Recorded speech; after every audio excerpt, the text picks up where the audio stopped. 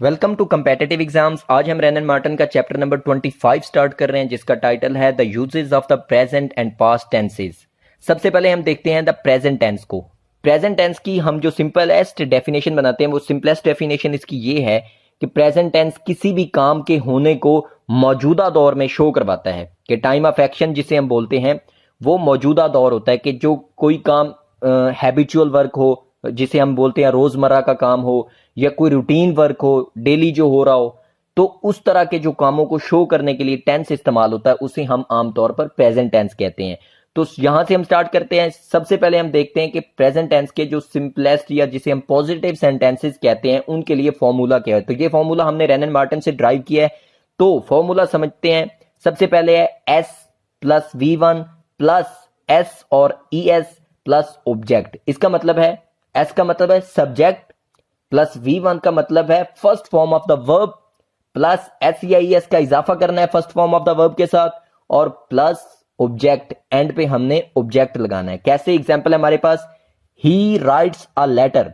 अब ही writes a letter को अगर हम डिवाइड करें अपने फॉर्मूला के मुताबिक उसको, तो सब्जेक्ट इसमें आता है ही, first form of the verb है राइट, और उसके साथ हमने एस का इजाफा किया है, और ऑब्जेक्ट हमारे पास इस सेंटेंस में है अ लेटर, एक खत, कि वो एक खत लिखता है। सिमिलरली इसी तरह दूसरी एग्जांपल है, शी राइट्स अ लेटर, वो एक खत लिखती है। तो ये सिंपल प्रेजेंट या पॉजिटिव सेंटेंसेस जिसे हम कहते हैं उसको शो कर रहा है। यहां पे एक बात आपको ध्यान में रखनी है कि जो एस या ES का इजाफा होगा वो सिर्फ थर्ड पर्सन सिंगुलर, जैसे कि ही शी इट, या थर्ड पर्सन सिंगुलर के साथ होगा। कैसे? एग्जांपल है हमारे पास कि अगर हमारे पास आता है, जैसे ये एग्जांपल है, ही राइट्स अ लेटर, इसकी बजाय अगर ही की जगह पे होता थर्ड पर्सन प्लूरल होता, दे होता, तो फिर दे राइट्स अ लेटर नहीं होना था, फिर होना था दे राइट अ लेटर। फिर एस या ES का जो इजाफा है वो खत्म कर दिया जाता है। तो ये एस और ES का इजाफा सिर्फ और सिर्फ थर्ड पर्सन सिंगुलर या ही शी इट जिसे बोलते हैं उनके साथ होगा। तो यहां पे अगर हम गौर से एनालाइज करें, तो अगर सब्जेक्ट जो है वो थर्ड पर्सन सिंगुलर नहीं है, तो फिर हमने क्या करना है, फिर हमने वर्ब के साथ क्या करना है, तो फिर ये होगा कि जो एस और ES का ऑप्शनल वर्ब इंक्रीमेंट है, जो हमने इजाफा करना होता है, वो खत्म कर दिया जाएगा। सबसे पहले हमने अंडरस्टैंड करना है कि फर्स्ट पर्सन किसे कहते हैं, सेकंड पर्सन किसे कहते हैं, और थर्ड पर्सन किसे कहते हैं। अगर दो लोग आपस में बात कर रहे हो, जैसे कि आपके पास स्क्रीन पे शो हो रहा है, तो जो बात करने वाला होता है वो फर्स्ट पर्सन होता है, जिससे बात की जा रही है वो सेकंड पर्सन होता है, और जिसके बारे में बात की जा रही है वो थर्ड पर्सन है। मिसाल के तौर पर, आप लेट्स सपोज दो दोस्त हैं, आपस में बात कर रहे हैं, किसी तीसरे बंदे को डिस्कस कर रहे हैं। अब जो आप लेट्स सपोज आप अगर बोल रहे हैं तो आप फर्स्ट पर्सन है, जो आपका दोस्त आपकी बात सुन रहा है वो सेकंड पर्सन है, और जो जिसकी बात हो रही है या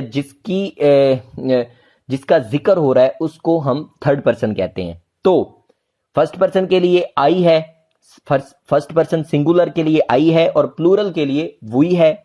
सेकंड पर्सन सिंगुलर के लिए भी यू है और प्लूरल के लिए भी यू है, और थर्ड पर्सन जो है वो सिंगुलर के लिए ही या शी है, ही मैस्कुलिन जेंडर के लिए, और शी जो है वो फेमिनिन जेंडर के लिए। अभी हम जेंडर की बात नहीं कर रहे, सिर्फ ओवरऑल जो बात है वो कर रहे हैं कि थर्ड पर्सन क्या होता है। तो ही या शी सिंगुलर में आता है, और अगर उसका प्लूरल हम लें तो वो है दे, THEY दे।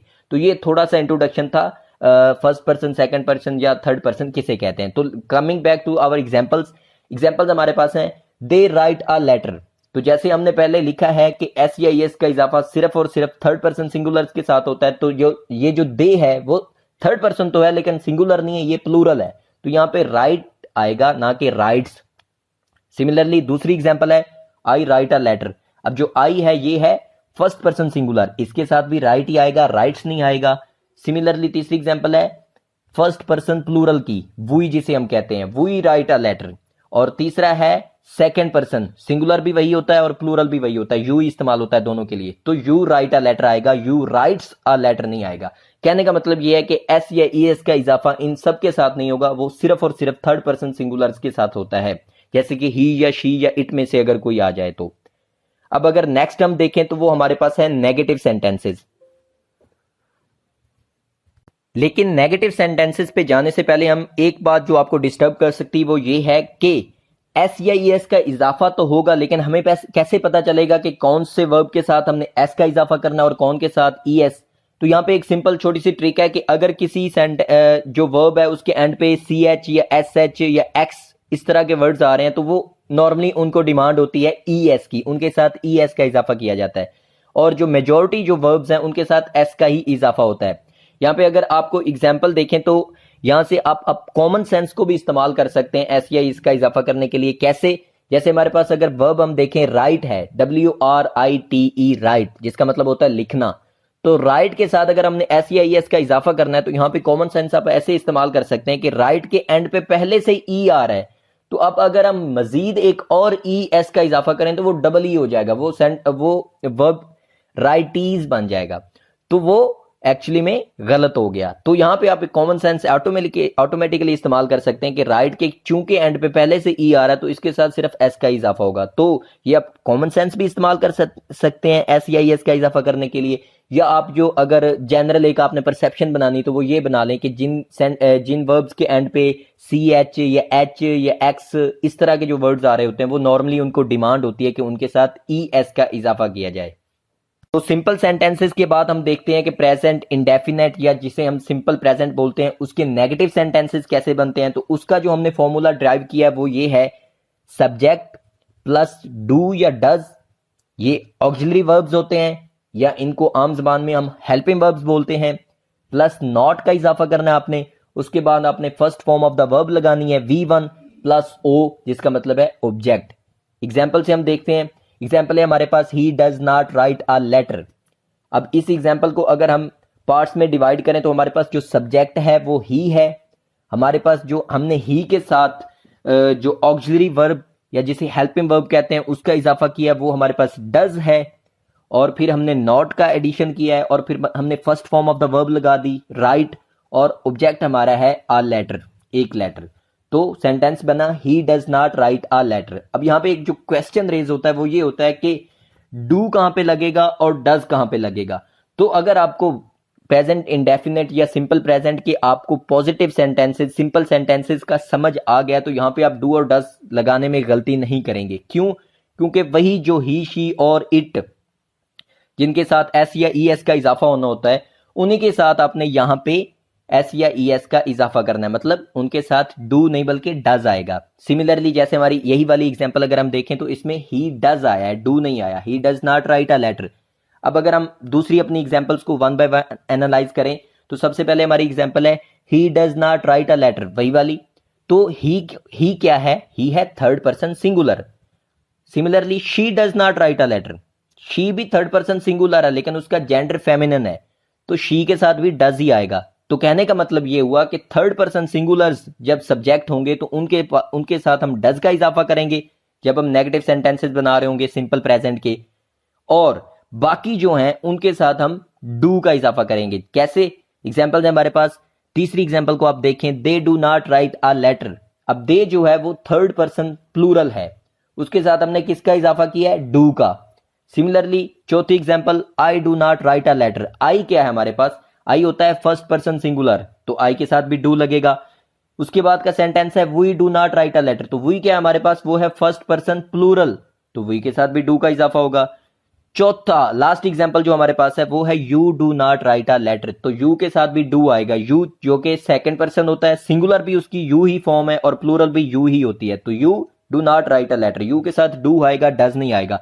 तो यहां पे एक ही सेंटेंस आप ध्यान में रख लें कि वही ही, शी, इट या थर्ड पर्सन सिंगुलर जो थे जिनके साथ हमने एस या ई एस का इजाफा करना था वर्ब के साथ, उन्हीं के साथ यहां पे भी एस या ई एस का इजाफा होगा। तो यहां पे डू के साथ ई एस का इजाफा होता है, तो सो यहां पे ऑटोमेटिकली उसी डू की फॉर्म बनी हुई है डज, जिसे हम बोलते हैं। तो ही, शी, इट या थर्ड पर्सन सिंगुलर के साथ डज का इजाफा होगा। तो ये सिंपल सा फॉर्मूला है कि सिर्फ ऑक्सिलरी डू और डज का इजाफा करना है आपने सिंपल जो सेंटेंसेज हैं प्रेजेंट इंडेफिनेट के, और उसमें नॉट का इजाफा करना है तो वो नेगेटिव सेंटेंसेस बन जाएंगे। तो he does not write a letter, तो ये एक जो simple he writes a letter है उसका नेगेटिव बन गया प्रेजेंट इंडेफिनेट टेंस का। तो नेक्स्ट हम देखते हैं, नेक्स्ट हमारे पास है इंटेरोगेटिव सेंटेंसेस। इंट्रोगेटिव जो सेंटेंसेस होते हैं उनका जो हमने फॉर्मूला ड्राइव किया वो है जो हमारा ऑक्सिलरी वर्ब है वो शुरू में आ जाएगा। डू या डज शुरू में आ गया, उसके बाद प्लस सब्जेक्ट आ गया, plus first form of the verb, plus object, और एट द एंड जो हमने वो है क्वेश्चन मार्क भी ऐड करना होता है इंट्रोगेटिव सेंटेंसेस में। तो हम देखते हैं अपनी एग्जांपल, हमारी एग्जांपल है does he write a letter. वही ही राइट्स अ लेटर, उसी को हमने आगे उसकी नेगेटिव बना रहे हैं, अब उसका इंट्रोगेटिव भी बना रहे हैं। तो does he write a letter, अगर इसको हम पार्ट्स में डिवाइड करें तो डू और डज का चूंकि ही के साथ डज ने आना होता है इसलिए हम डज को शुरू में लगा दिया। उसके बाद हमारा सब्जेक्ट आ गया जो कि ही है यहाँ पे, फिर first form of the verb आ गई जो कि राइट है, देन हमारा ऑब्जेक्ट आ गया, ऑब्जेक्ट हमारे पास है आ लेटर, और यहाँ पे एट द एंड हमने जो आखिर पे सवालिया निशान जिसे हम बोलते हैं या क्वेश्चन मार्क बोलते हैं वो भी लगाना है। तो एग्जांपल्स है हमारे पास, does she write a letter, she है चूंकि उसके साथ डज का इजाफा होगा, शी चूंकि थर्ड पर्सन सिंगुलर है। अब दे आ गया, दे जो है वो थर्ड पर्सन प्लूरल है तो उसके साथ डज नहीं होगा, वो डू होगा, सो इसीलिए हमने डू को शुरू में लगाया, तो वो आ गया do they write a letter, क्या उन्होंने खत लिखा, क्या वो खत लिखते हैं। और तीसरी एग्जांपल अगर हम देखें तो उसमें है फर्स्ट पर्सन सिंगुलर कि do I write a letter, क्या मैं खत लिखता हूं। और लास्ट एग्जांपल अगर हम देखें तो उसमें हमारे पास है सेकंड पर्सन सिंगुलर, भी उसकी वही फॉर्म होती है और प्लूरल भी वही होती है, आपको पता है यू की, यू ही होती है सिंगुलर भी प्लूरल भी, तो यू के साथ भी डू का इजाफा होगा। Do you write a letter, क्या तुम खत लिखते हो, या do you write a letter, अगर प्लूरल को भी कहना है तो फिर भी यही सेंटेंस होगा, क्या तुम लोग या तुम खत लिखते हो। तो कहने का मतलब यह है कि यहाँ पे भी सेम वही जो रूल है वही फॉलो होता जाएगा कि थर्ड पर्सन सिंगुलर के साथ डू या डज का इजाफा होगा शुरू में, और बाकी सबके साथ थर्ड पर्सन सिंगुलर के साथ डज का इजाफा होगा और बाकी सबके साथ डू का इजाफा होगा। और ऑक्सिलरी वर्ब को या जिसे हम हेल्पिंग वर्ब बोलते हैं उसको शुरू में लगा दिया जाएगा, और बाकी जो वही है सब्जेक्ट है, फिर first form of the verb है, फिर ऑब्जेक्ट है, और एट द एंड जो हमने क्वेश्चन मार्क जरूर लगाना है। अगर क्वेश्चन मार्क नहीं होगा, पंक्चुएशन बड़ी मैटर करती है, पंक्चुएशन अगर यहाँ पे अगर हम क्वेश्चन मार्क हटा दें तो हमारा जो कि क्वेश्चन ही है एक सेंटेंस, लेकिन वो गलत साबित होगा। नेक्स्ट हम देखते हैं कि the uses of simple present tense, कि इस्तेमालात इसके क्या हैं, इस्तेमाल कहाँ कहाँ पे होता है सिंपल प्रेजेंट टेंस जो होता है। तो इस्तेमाल इसके जो हैं वो हम वन बाय वन डिस्कस करते हैं। सबसे पहला इसका इस्तेमाल है to express a habitual action, कि एक जो हैबिचुअल वर्क होता है जिसे हम रोजमर्रा के काम कहते हैं, रूटीन वर्क जिसे कहते हैं, उसको शो करने के लिए हम प्रेजेंट टेंस इस्तेमाल करते हैं, सिंपल प्रेजेंट। कैसे, एग्जांपल है हमारे पास, he drinks water every morning, कि वो हर रोज हर सुबह पानी पीता है।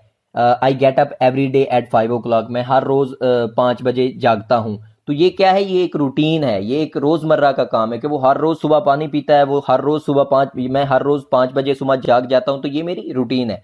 तो रूटीन वर्क को शो करने के लिए आप इस्तेमाल करते हैं इस सिंपल प्रेजेंट टेंस को। दूसरा इस्तेमाल है टू एक्सप्रेस जनरल ट्रूथ्स, जो जनरल जो यूनिवर्सल ट्रूथ्स जिसे हम बोलते हैं, जो जनरल ट्रूथ्स होते हैं उनको शो करने के लिए भी हम सिंपल प्रेजेंट टेंस को इस्तेमाल करते हैं। कैसे, एग्जांपल हमारे पास, the sun rises in the east, इसमें कोई शक नहीं, सो ये एक यूनिवर्सल ट्रूथ है।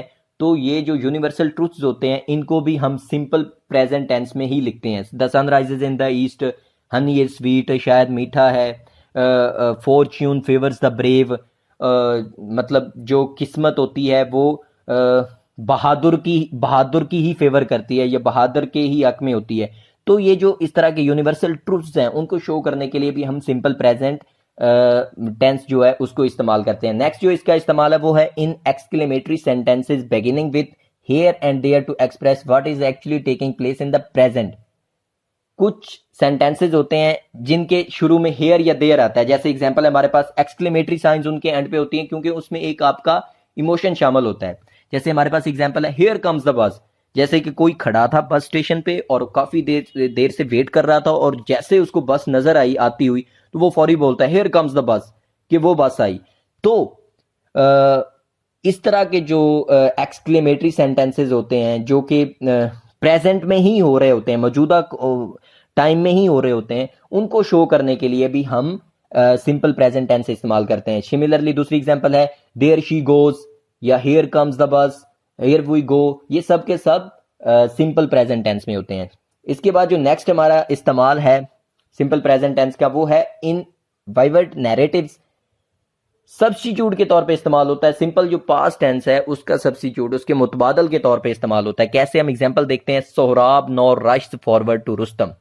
अब ये जो सोहराब और रुस्तम है ये पर्शियन कैरेक्टर्स हैं, पर्शियन लोग हैं जो कि बहुत पुराने दौर के थे और इनकी फाइट है और उस फाइट को लेट्स सपोज किसी स्टोरी में लिखा जा रहा है, तो एक्चुअली ये काम तो पास्ट में हुआ पड़ा है। सिंपल पास्ट का ये सेंटेंस है कि सोराब की लेट्स सपोज स्टोरी बताई जा रही है मिसाल के तौर पे कि सोराब जो है वो रुस्तम की तरफ बढ़ता है या उसकी तरफ दौड़ता है। तो बात तो ये पास्ट टेंस में हुई है ना, ये वाकया तो पास्ट टेंस में हुआ है, लेकिन उसके लिए जो हमने टेंस इस्तेमाल कर दिया, जो वर्ब इस्तेमाल कर दिया, वर्ब की फॉर्म इस्तेमाल कर दी, वो हमने सिंपल प्रेजेंट टेंस वाली कर दी। तो कहने का मतलब ये है कि सिंपल पास्ट टेंस के लिए भी उसके सब्स्टिट्यूट या उसके मुतबादल के तौर पे हम प्रेजेंट इंडेफिनेट या सिंपल प्रेजेंट टेंस इस्तेमाल करते हैं। तो Sohrab now rushed forward to Rustam, Sohrab अब रुस्तम की तरफ बढ़ता है।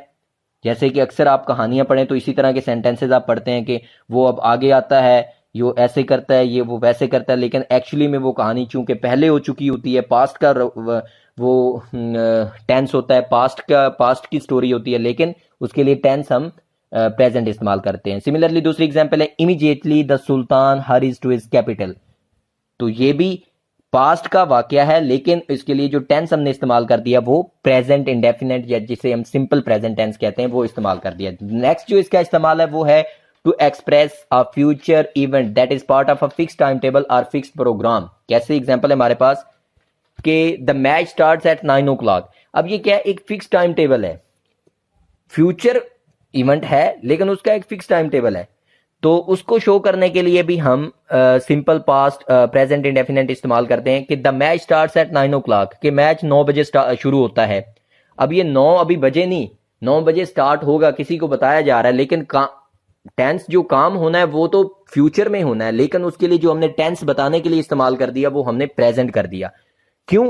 क्योंकि ये एक फिक्स्ड टाइम टेबल है, तो फिक्स्ड टाइम के टेबल के लिए हम फ्यूचर की जगह पे प्रेजेंट इंडेफिनेट या सिंपल प्रेजेंट टेंस इस्तेमाल कर सकते हैं। सिमिलरली दूसरी और तीसरी एग्जांपल भी आप देख सकते हैं, द ट्रेन लीव्स एट 5:20, के 5:20 पे जो ट्रेन है वो चली जाती है, तो ये फ्यूचर फिक्स्ड टाइम टेबल है, उसको बताया जा रहा है। सिमिलरली है when does the coffee house reopen, कि वो कब रीओपन होता है, तो उसका भी कोई ना कोई फिक्स टाइम होगा रीओपन होने के लिए, तो फिक्स टाइम के लिए हम सिंपल प्रेजेंट टेंस को इस्तेमाल करते हैं। इसके बाद जो नेक्स्ट इस्तेमाल है वो है it is used to introduce quotations. जब कोई कोटेशन हमने इंट्रोड्यूस करवानी हो, किसी की कोटेशन को लिखना हो, तो हम जो उसको इंट्रोड्यूस करवाने के लिए सेंटेंस इस्तेमाल करते हैं वो प्रेजेंट टेंस का होता है। कैसे? Keats says a thing of beauty is a joy for ever. अब ये जो उसका सेइंग है, उसकी जो कोटेशन है कीट्स की, वो है a thing of beauty is a joy for ever.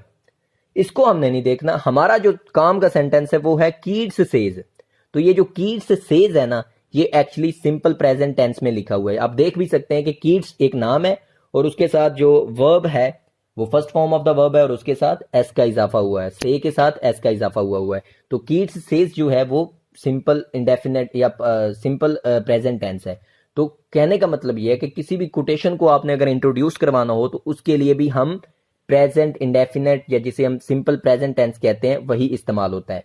Last जो इस्तेमाल है उसका वो है it is used instead of the simple future tense in clauses of time and of condition. Simple जो फ्यूचर टेंस है उसकी जगह पे इस्तेमाल हो जाता होता है कब? जब क्लॉजेज टाइम या कंडीशन के जो क्लॉजेज होते हैं कंडीशनल, उनमें। कैसे एग्जांपल से इसको क्लियर करते हैं। पहली एग्जांपल है I shall wait till you finish your lunch. अगर इसकी आप ट्रांसलेशन करें तो इसका मतलब बनेगा आई शैल वेट, मैं इंतजार करूंगा, till you finish your lunch, तब कब तक? जब तक तुम अपना लंच कर लेते हो, खत्म कर लेते हो। इसका ये ट्रांसलेशन बनी। तो अब यहाँ पे सिंपल फ्यूचर की जगह पे सिंपल प्रेजेंट कैसे इस्तेमाल हो गया कि अगर इसी सेंटेंस को अगर हम दोबारा से लिखें, रीराइट करें, तो हम ये भी लिख सकते हैं I shall wait till you will finish your lunch, यानी कि यू के बाद विल लगा के हम इसका जो सेकंड पार्ट है सेंटेंस का उसको भी सिंपल फ्यूचर में लिख सकते हैं, जो कि गलत नहीं होगा, लेकिन हमने वहां पे यू फिनिश यूर लंच लिख दिया जो कि सिंपल फ्यूचर नहीं बल्कि सिंपल प्रेजेंट है। तो क्या हुआ? सिंपल फ्यूचर की जगह पे हमने सिंपल प्रेजेंट इस्तेमाल कर दिया। तो ऐसी सूरत हाल में सिंपल फ्यूचर की जगह पे सिंपल प्रेजेंट भी इस्तेमाल हो जाता है। सिमिलरली दूसरी एग्जांपल में भी यही कंडीशन है, if it rains we shall get wet. ऊपर वाला जो सेंटेंस है उसमें सेकंड जो पार्ट है उसमें प्रेजेंट इंडेफिनेट इस्तेमाल हुआ है, और जो दूसरी एग्जांपल है उसमें फर्स्ट पार्ट में इस्तेमाल हो गया और दूसरी में फ्यूचर का है सिंपल। कैसे, इफ इट रेन्स, अगर बारिश होती है, वी शैल गेट वेट, हम गीले हो जाएंगे। अगर हम इफ इट रेन्स की जगह पे लगा देते हैं इफ इट विल रेन, जो कि सिंपल फ्यूचर बन जाएगा, तो वो भी गलत नहीं होगा कि अगर बारिश होगी तो हम गीले हो जाएंगे, वो भी सही है। If it will rain we shall get wet, तो वो भी सही है। तो as a substitute, as a मुतबादल के तौर पे हम सिंपल फ्यूचर की जगह पे सिंपल प्रेजेंट इंडेफिनेट या सिंपल प्रेजेंट टेंस को इस्तेमाल कर लेते होते हैं। अब जो लास्ट में हमारा वो एक नोट है, उस नोट में ये है कि जब आपने सुना होगा कमेंट्रीज आप सुनते हैं, कोई क्रिकेट मैच चल रहा हो या कोई फुटबॉल मैच चल रहा हो तो उसकी कमेंट्री चल रही होती है। कमेंट्री एक्चुअली क्या होता है, कमेंट्री होती है किसी गेम की कमेंट्री हो रही होती है। लेट्स सपोज क्रिकेट अगर चल रही है तो तभी उसकी कमेंट्री हो रही है ना, फुटबॉल गेम चल रहा है तो उसकी तभी कमेंट्री हो रही है। तो कमेंट्री में होना तो ये चाहिए था कि प्रेजेंट कंटिन्यूअस टेंस इस्तेमाल हो, जैसे कि हमने पहले जो चैप्टर नंबर 24 में पढ़ा था कि वो कंडीशन भी बताता है काम की, स्टेट भी बताता है टेंस। तो स्टेट उसकी काम की ये बनती है कि वो काम मौजूदा दौर में चल रहा है, हो रहा है। तो कमेंटेटर को चाहिए कि वो कहता रहे कि मतलब अकरम इज डूइंग वेरी वेल, वो ये कह देता है अकरम इज डूइंग वेरी वेल, जो कि सिंपल प्रेजेंट है, हालांकि उसे प्रेजेंट कॉन्टिन्यूस में बात करनी चाहिए। उसको प्रेजेंट कॉन्टिन्यूस वाला मोड इस्तेमाल करना चाहिए कि जो काम हो रहा है उसको चलता हुआ बताना चाहिए, लेकिन वो सिंपल प्रेजेंट इंडेफिनेट टेंस जिसे हमें बोलते हैं वो इस्तेमाल कर रहा होता है। क्यों? क्योंकि वहां पे stress on the succession of happenings होती है। जो मेन उनका फोकस होता है वो होता है कि जो काम हो रहा है उसकी सक्सेशन, उसकी चलती हुई जो रफ्तार है उसको देखो, और उसके लिए सिंपल प्रेजेंट टेंस इस्तेमाल कर दो। तो आप जब भी कमेंट्रीज देखेंगे आपको पता चलेगा कि वो उसके लिए ज्यादातर प्रेजेंट इंडेफिनेट टेंस इस्तेमाल कर रहे हैं, ना कि प्रेजेंट कॉन्टिन्यूस। हालांकि होना प्रेजेंट कॉन्टिन्यूस चाहिए था क्योंकि काम चल रहा है। तो चल रहा है कि जो कंडीशन होती है वो कॉन्टिन्यूस में आती है। तो यहाँ पे भी आपने एक नोट है जो ध्यान में रखना है कि जो कमेंट्रीज और स्पोर्ट इवेंट्स पे जो ब्रॉडकास्टिंग होती है वो सबकी सब प्रेजेंट इंडेफिनेट में हो रही होती है। तो यहाँ पे चैप्टर नंबर 24 का जो पार्ट 1 है वो कंप्लीट होता है, और पार्ट 2 भी इसका अपलोड होगा। अगर आप इस चैनल पे फर्स्ट टाइम हैं तो चैनल को सब्सक्राइब करें और साथ में बेल आइकन का बटन दबाएं ताकि हर आने वाले लेक्चर का नोटिफिकेशन आपको मिलता रहे।